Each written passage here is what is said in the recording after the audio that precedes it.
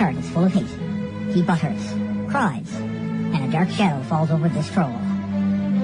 From the ashes of a once great fandom has risen a meme, an LOL that must be liked. We look to the airwaves for a vindicator, someone to strike fear in the dark basement of the parents who created him.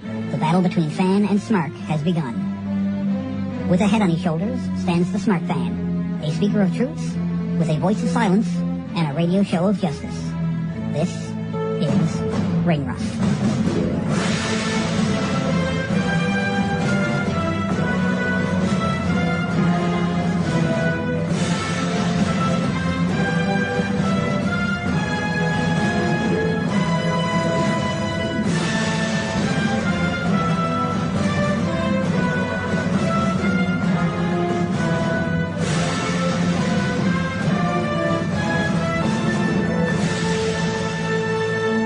That was Radio for Zack Ryder, who had the opening match for what I thought was going to be NXT TakeOver, but it actually ended up being that the first 4 of the 10 matches that were previously listed for TakeOver Brooklyn were actually going to be for NXT the following week, which was earlier this week on Wednesday. So, Radio Shrug. So I guess I'll just review the matches that are actually from the pay-per-view. So, Zack Ryder, Mojo Rawley joined Enzo Amore and Colin Cassidy and defeated Jason Jordan, Chad Gable, and the Mechanics. So, and then Eva Marie beat Carmella, Bull Dempsey beat Elias Sampson, and Emma defeated Becky Lynch, Charlotte, and Dana Brooke in a fatal 4-way match. So that's NXT from a couple days ago, where I thought it was going to be thought it was going to be a stacked show. It was going to be like 3 hours, but oh well. So the first match saw Jushin Thunder Liger defeating Tyler Breeze. How did I call that one? Yeah, I did predict Jushin Liger would win. So, yeah, because... And I was under the impression, and I'm sure a lot of other people were under the impression as well, that Jushin Liger was just there for that one show. It turns out now he's going to be making more appearances. Also, turns out Kana, or however you pronounce her name, also from Japan, is apparently signing with WWE as well. So that's going to be, wow, is all I got to say about that. And I quote, check out the TMZ of professional wrestling news. And I quote, on Facebook, all the latest news with some attitude, new and classic wrestling videos, and so much more. Can I have your attention, please? I just received an email from the Raw general manager.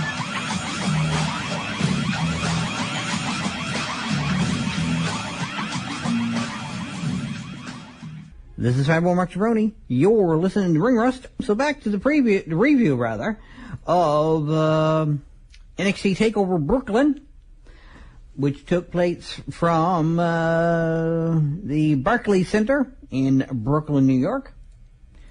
People kept pronouncing it Barclays. Is that how you pronounce it? I just assumed it was Barclays. Like, you know, Charles and other members of his family going out to shoot some hoops or something. Anyway, but enough of that. So back to the live event, special event. They don't call them pay-per-views anymore. You can still get them on pay-per-view. Some of them are exclusive to the WWE Network. Like, I don't think actually NXT is available on pay-per-view. I don't think. I could be mistaken. But anyway. So, the Vaudevillains, Aiden English and Simon Gotch with blue pants.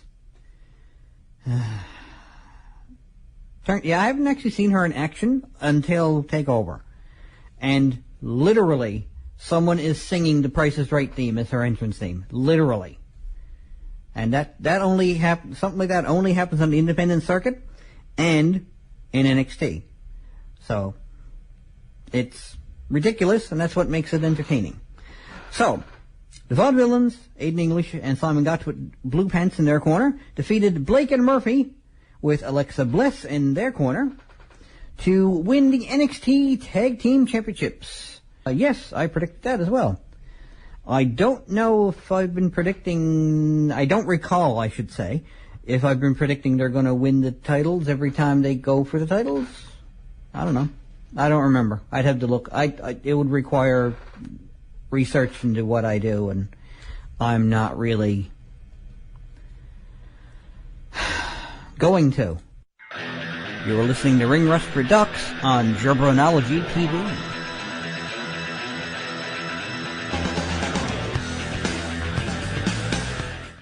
Axl Rose is calling for you to have a little bit of patience. Anyway, this is Fanboy Mark Jabroni. You are listening to Ring Rust. That song was called Golden Gate. So, onward and upward, back to the NXT TakeOver Brooklyn review.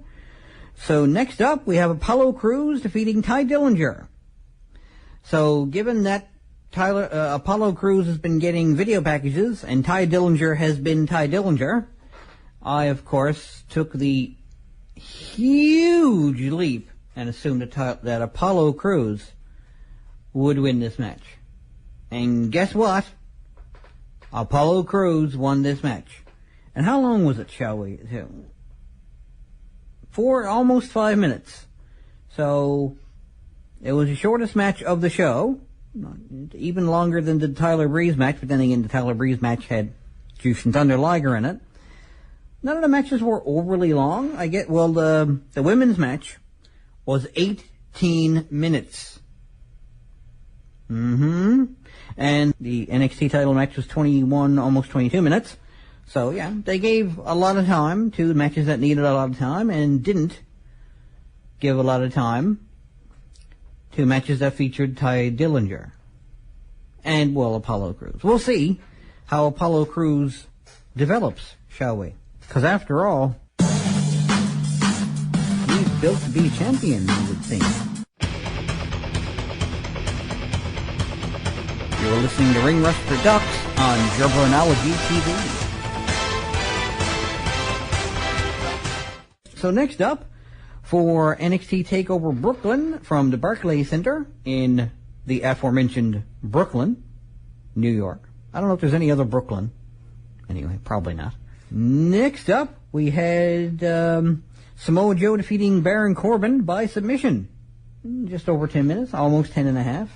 So, it's a decent punch you in the face an awful lot kind of matches. And as it was a Samoa Joe match, it kind of had to end with submission, I suppose. So, there you go.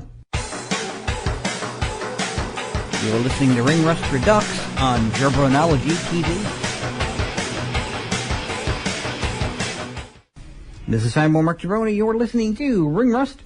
So, next up for NXT TakeOver Brooklyn from this past Saturday night, saw Bayley defeating Sasha Banks to win the NXT Women's Championship.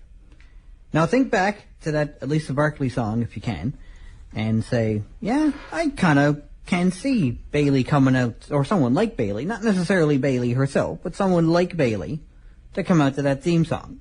Because it's nice driving sound to the song, and it's, anyway, it sounds like a red-hot babyface would come out to it.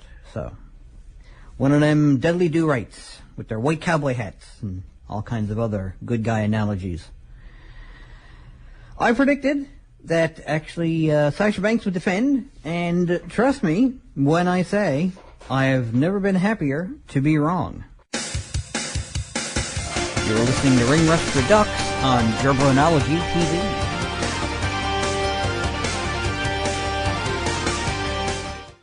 And the streamers, I'm afraid we can't be friends anymore. Finishing things off for NXT TakeOver Brooklyn, taking us to the top of the hour, Finn Balor defeated Kevin Owens in a ladder match to defend his title in almost 22 minutes. So, all really good matches. Even, I guess, the Apollo Crews match was decent enough, I suppose. It wasn't really, it wasn't unentertaining. It wasn't surprising. So, yeah. You are listening to Ring Rust Redux on Gerbranology TV. Wonder if any strippers use that song. No reason. This is Fanboy Mark Jabroni. You're listening to Ring Rust. We move on from the NXT TakeOver Brooklyn results from the Barclays Center in Brooklyn, New York, to the WWE SummerSlam results from the Barclays Center in Brooklyn, New York. And they had Raw the following night after that, so there's a lot of tired fans by the time all was said and done. I think, anyway. Well, they got a really great show, then they got more than decent show, an entertaining show, and then they had Raw. So they had a 2-hour NXT show, a 4-hour SummerSlam, and then a 3-hour Raw. You want to fit 9 hours of wrestling into one 3-day period? You go ahead. You buy those tickets, and, well, I mean, if they enjoyed it, they enjoyed it. You know, I'm not condemning anyone, certainly, for enjoying what they watch. So, since there are actually legitimately 10 matches, I'm going to double up, like I did last week, for the preview. But it's a different order than I read it in before, because they just posted it whatever way on the Wikipedia page. So I guess I'll just read it this way then. Over the last few years or so, my longtime friend Blair Galton joined me at Cineplex Avalon Mall for this summer event. We have similar senses of humor, and he actually lives in Germany, so it's a big deal for him to come home for a visit, and doubly so that I'm factored into his plans. We joined a healthy number of the local WWE universe for what ended up being a very entertaining show. And started off, like I said, with Sheamus defeating Randy Orton. Battleground had the same match beginning at last month, but I think that this was the better of the two, with the Celtic Warrior's Mohawk stealing the show on more than one occasion. Between Old Loch chastising the crowd for mocking it, to the Viper smushing it while he had Sheamus in a corner, we were treated to a follicle fracas fit for the Teenage Mutant Ninja Turtles 2 Half Shell on June 3rd, 2016. Thumbs up. What's the difference between Mick Foley and Cineplex? Mick Foley's known for cheap pops. Jon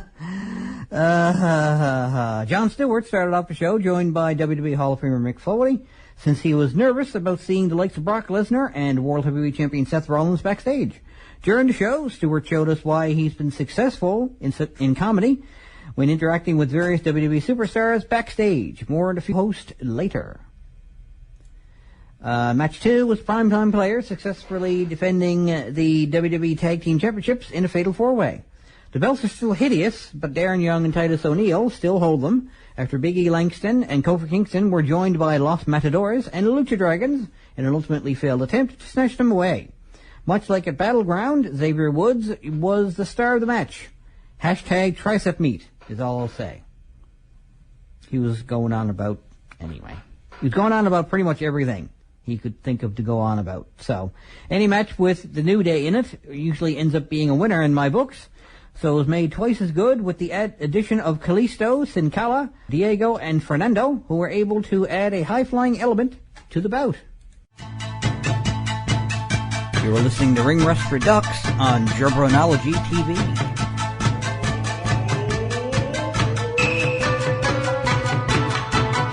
Radio Shrug, this is Fanboy Mark Jabroni. You are listening to Ring Rust. So back to hashtag Cineplex City, which is what I on Twitter and Facebook when I'm watching at the Cineplex. And anyway, match 3, Dolph Ziggler and Alexander Rusev go to a double count out. While countless knowledgeable, wink wink, fans are quick to point out that there's no chemistry between Lana and Dolph, I see it as being part of the show. Clearly she's trying to make Rusev jealous, who in turn is doing the exact same thing with Summer Rae, doubly obvious since she's dressing the same way Lana used to dress when managing the Bulgarian Brute. The only thing I didn't like about the match was that Lana herself seemed, I don't know, out of place. Like she didn't want to be there, or just sort of asked to come out and stood awkwardly by, dressed in a not exactly flattering denim dress, considering that she's been seen in previously, just waiting for her moment at the end of the match. She's still a devilishly attractive woman, of course, but just not so much at SummerSlam. Decent enough match, though, which leaves the feud open to continuation, but I hope Lana's ass gets the marquee it deserves in the future. And match 4, hashtag Battle in Brooklyn, Superheroes in Training. I'm sorry, but if you didn't enjoy this tag team match, then you're just a jaded, butthurt, tosspot internet wrestling fan. Stephen Amell and Adrian Neville took on Stardust and Cosmic King Wade Barrett in a classically booked special attraction guest spot match, which got 3 WWE superstars a SummerSlam payday. So shut up. Stop being a Negatron, be an Optimus Prime. There was nothing wrong with this match whatsoever. I found it quite entertaining. And my friend Blair found it quite entertaining as well. Now, had it been made the main event, of course, like at a certain WrestleMania back before the Attitude Era with Bam Bam Bigelow taking on Lawrence Taylor in the main event. But luckily, that didn't happen, and it was a match that could have just as easily skipped if you had no interest, were you so inclined, and you ultimately wouldn't have missed a whole lot anyway. You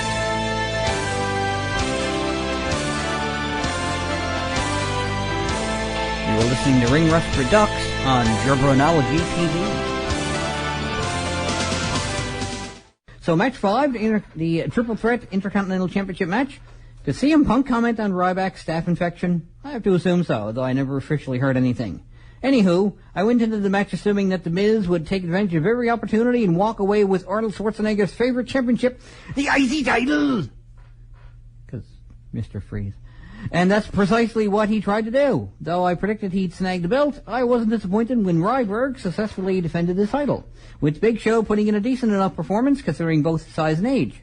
As many other fans have said, though, I hope for his own sake he can retire soon.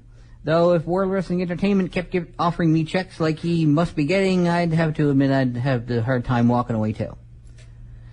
Next up, hashtag Wyatt So Serious. Ha! Funny. Another solid tag team match, of course, better overall than the hashtag Battle in Brooklyn. And I dubbed this match the Mark Jabroni Smacktastic Match of the Night.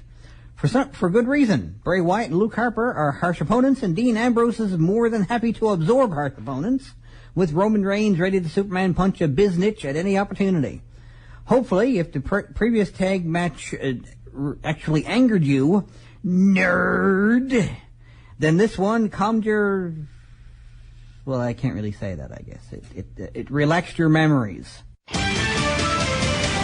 You're listening to Ring Rust Redux on Jabronology TV.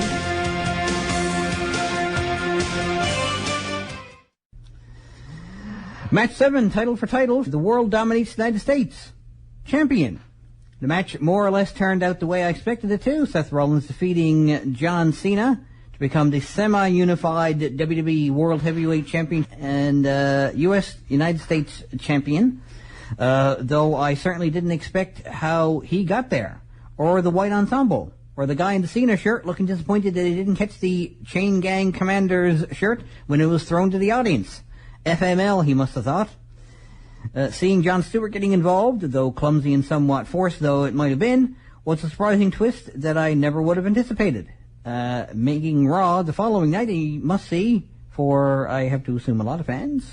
Next up, the Divas Revolution 3-team elimination match. So I finally got my question answered. I asked on Ring Rust last week or the week before, and the week before I think, if it was a single elimination, as in one person gets ousted, or if the whole team got horfed when someone got pinned. Turns out it was the latter, but it didn't make that much the match any more or less enthralling than watching AJ Lee skip to the ring. Too soon? With all 9 divas ultimately getting sprawled out in the outside of the ring, even after Nikki and Brie Bella took to the air. Everybody WWE up to their game when everybody NXT showed them what it looked like when divas shimmer and shine. I'm not going to tell you who won. It was comparatively unimportant. Watch the match and find out why.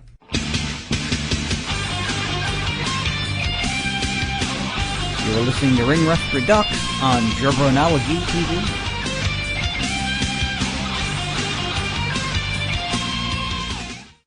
Second last match, Redemption after TakeOver. Going into the match after seeing NXT TakeOver Brooklyn the night before, I knew it was an almost foregone conclusion that Kevin Owen would end up winning. I was still looking forward to the stiff flying European uppercuts and body shots though. And let me tell you, I was well satisfied with this bout. Before TakeOver, I concluded that whether or not he defeated Finn Balor for the NXT title, he'd have to win this match against Cesaro. Either he'd need to redeem himself after failing to reclaim the belt, or he'd be the conquering hero who'd be more than happy to laud his title over the fussy WWE Universe. Either way, an almost guaranteed win for the former Kevin Steen. Still worth viewing the journey, even if the destination was obvious. And the main event, the rematch, 16 months in the making. When I saw that WWE World Heavyweight Championship match wasn't going to be the main event, I assumed the numerous butthurt tosspot internet wrestling fans would be crying like female dogs with skin knees over how WWE isn't taking Seth Rollins seriously as champ, and he obviously wouldn't be champ for much longer. Oh, it's Undertaker versus Brock Lesnar? Well, that's fine then. Mom, make me some Pop-Tarts. So anywho, the match started strong, staying mostly strong, and ended interestingly. Rematch? Maybe. And that's what's going to hold our attention, regardless of how skinned any of our collective knees might be. And something notable as well, at the beginning of the show, there's a Newfoundland flag. Someone's waving a great big Newfoundland flag. So, yay. We're WWE Network famous. That's it for another show, kiddies. Check me out on Facebook, where you can keep track of all the news that's right on the mark, from around ringside to the latest concerts. See you at the shows. Later days.